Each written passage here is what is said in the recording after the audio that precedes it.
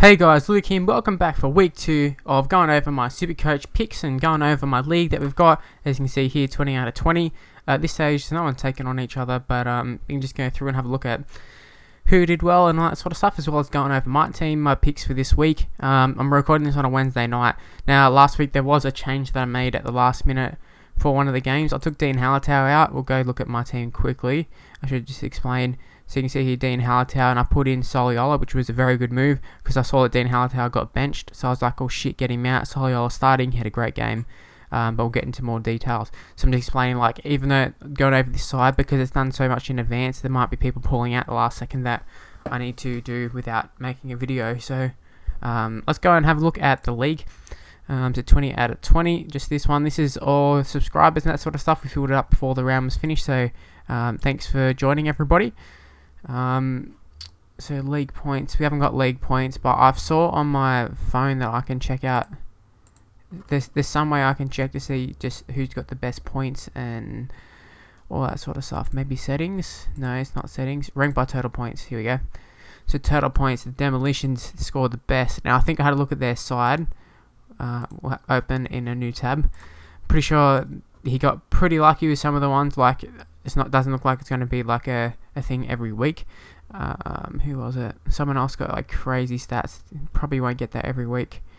I don't expect Reynolds to get 97s every week, whatever. But yeah, Lola here 55. Probably not going to get that every week. O'Neill, he was so shit, and I don't really understand how he got that. I thought there was more. Oh yeah, George Jennings. He's the one who like probably won't happen every week, but overall very solid side, I've got to say.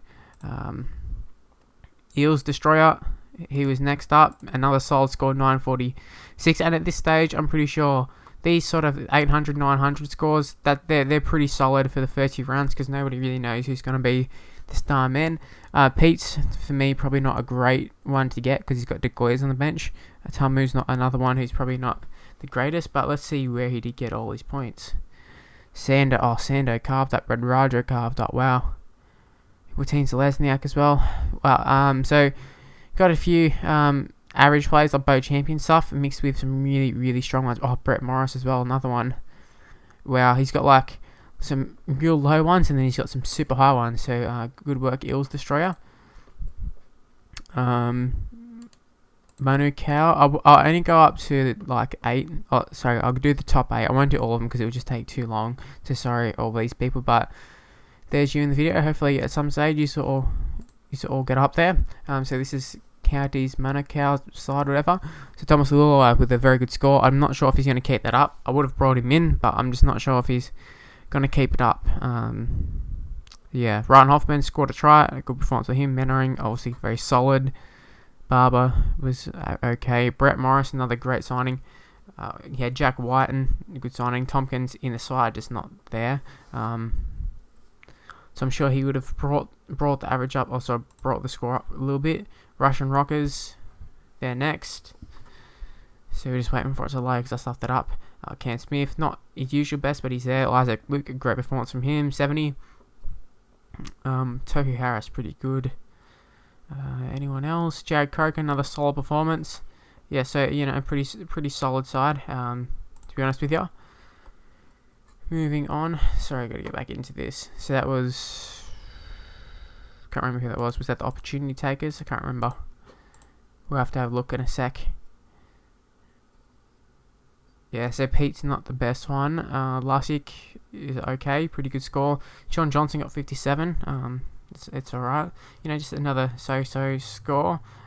Like myself, probably. Red Raja just killed it. With this one. A lot of people are going for Pete, so that's quite interesting. Adam Reynolds seems to be a popular pick with the halves. Maybe I'll have to switch myself at some time. So we got 6, 7, and 8. So they're going to be the final people that we're going to look through before going through my own side and talking about my picks for next week. So Isaac Luke, great pick. Hargrave seems to do pretty well. Woods, another one who did quite well. Marion did okay. I don't think it justifies the price tag, but you know, he did alright. Another Adam Reynolds. Wow, everybody has Adam Reynolds. Yeah, I might seriously have to consider him, to be totally honest with you. Moving on to Red Fee for Life Boys. no real big standouts, just good solid sides all around. George Jennings picking up a lot of points for him. Yeah, so we've got that. Edward 13, sorry. So look, George Burgess 45, not the greatest. What I expect. Sam Thaiday, another one who's not too great this week. Expect them to bounce back, but let's have a look. Jamie Lyon was pretty shit last week. Gordon, he's okay. So yeah, just a lot of solid 40s in the side, which has really helped him there. Moving on to my own side, let's talk about what's happened here. So last week wasn't that great for us. I mean, I've already made the changes. I brought in for this next week. We brought in Jack Whiten and I've brought in Moses Mbai due to for Mbai. I got rid of Widdop. I feel like Widdop sort of taking the back seat to Benji Marshall last week. So I'm sort of thinking that that's going to really harm his points. And I just put in Mbai because I don't want to like go and blow a lot of money on people because I'm not really sure. And Mbai should get a decent amount of points. He should be able to go up a little bit in price due to Reynolds being out for a significant amount of time. So I think he's a pretty good move. Jack Whiten, pretty impressive him at fullback. I mean, I don't expect him to replicate the 93, but I think he will justify his price of 294 over time. He's played in very strong games at fullback ever since moving there at the end of last season. So they were the two moves that I made. Also brought in the bully to the starting side. Josh Morris disappointing last week, but I'm expecting him to bounce back against Para. I'm looking at Goodwin, not that strong. Halatau also not very strong. Glenn Stewart was pretty shit last week, but I'm expecting him to come up with the goods this week. Otherwise, Campbell Gillard is definitely a real possibility as well as Griezmann. One of them, whoever steps up for a bench spot. See if I can try and find last week's one. So we picked up about 839 points is what we ended up getting. So you saw a whole bunch of players that I just checked before. I click on this place thing. What's in this tab? Let's have a look. Stat center. Is this our side or is this overall? Alright, so it's overall. So if we just have a look at, all the top people, let's see who we end up getting. So I had Seguiaro. Let's have a look. Probably have to keep going down a while because people like Thurston and stuff, they were not impressive last week at all. I wonder if I just open a new tab. Wow, they're the most popular. Holy shit. We've got the scores here. I don't know what I'm doing. Widdop, he only got like 23 or like 30 or something like that. And it's not very good for two halves. And I think I'm trying to think of who the other center I had. I just talked about it before, but Widdop, and I brought in Jack Whiten for Josh Jackson, who didn't go very good. Yeah, I should talk about that. Josh Jackson, he's one of my favourites from last year. I'm just thinking, doesn't look like he's going to be playing as many minutes this year. So I'm not sure I can justify his price tag. I know last week was a very hot game, a very hot day. He didn't play his best for sure, but at the same time, Big Frankie's back.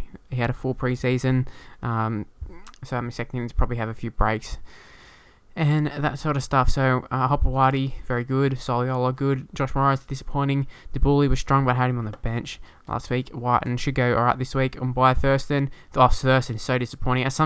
For a while, he was listed as 11 points, and I was like, oh my god, no freaking way. Paul Gallen was our captain. Actually, you can see right here, this is the actual breakdown of our team. Seguiaro was over the hundreds for a long time. Graham and James, two front rowers, solid. Ryan James picking up a try, which would have helped. Graham with the try assist. Gallen with the double the points. Would have been nice to have Seguiaro, but we weren't to know how good he was actually going to go. Tohu Harris, pretty good, solid performance from him. Finucane, just solid as I would have expected. Lussick, another one. Corey Parker, very disappointing compared to his usual self, but should bounce back this week. Len Stewart, another disappointment. Thurston, disappointment. We've already gone over that. We'd have just a whole bunch of disappointment here in Soliola, up until Hopewadi. So there's our total score, 839. This is our team for this week. Hopefully you have enjoyed the video because this is where it's going to end. I sort of just rambled on a little bit, but I'd like to say thank you for watching. If you want to follow me on Twitter, my Twitter handle is @MrLuke_on_YT. I've got a Facebook page in the description below. Check out my videos tomorrow, and you'll see all my Nrl previews and predictions and that sort of stuff for round 2.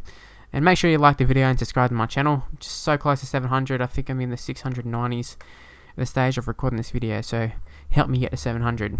Alright, thank you for watching, guys. I'll see you for the next Supercoach video, and check out all my other stuff as well. Bye, guys.